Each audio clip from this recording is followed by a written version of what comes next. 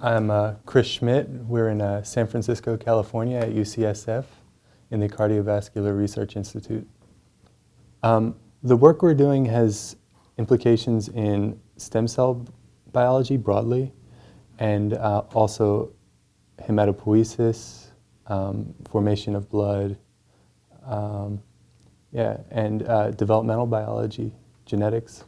I would say, I think that I really got turned on to science when I was a kid, and I had a book that was about ants, and it was called The Wonder World of Ants, and it had all the categorization of the different classes of ants and their behaviors and whatnot. So I thought that was really cool, and that really turned me on to biology.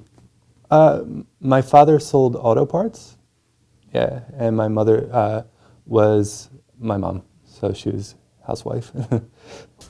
I really enjoy bench work, so I like to have my bench and my tools and my reagents, and it's very satisfying to put them together and have something right eventually come out.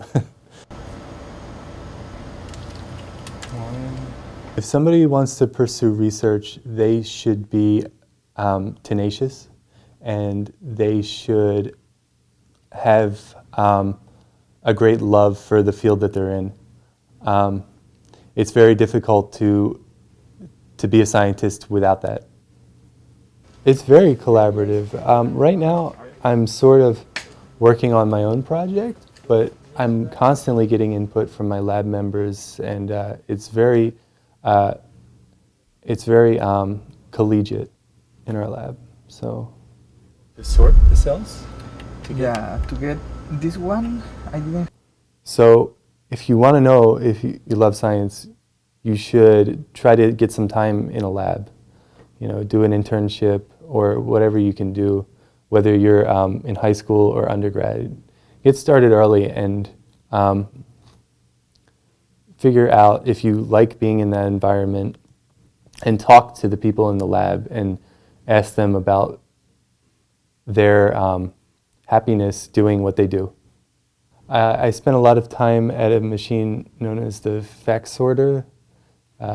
It's used to sort cells, so that's very cool. It's very cool to go into a room and the machine fills up the entire room and you know how to work it. I think it's kind of, it gives you a little sense of pride to know how to work a machine that is the size of a room.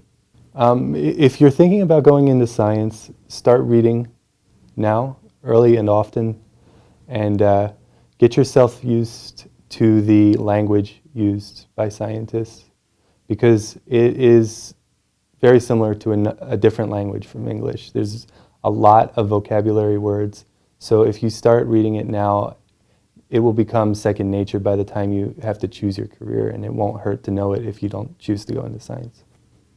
By studying science, you're sort of uncovering some truth about our world.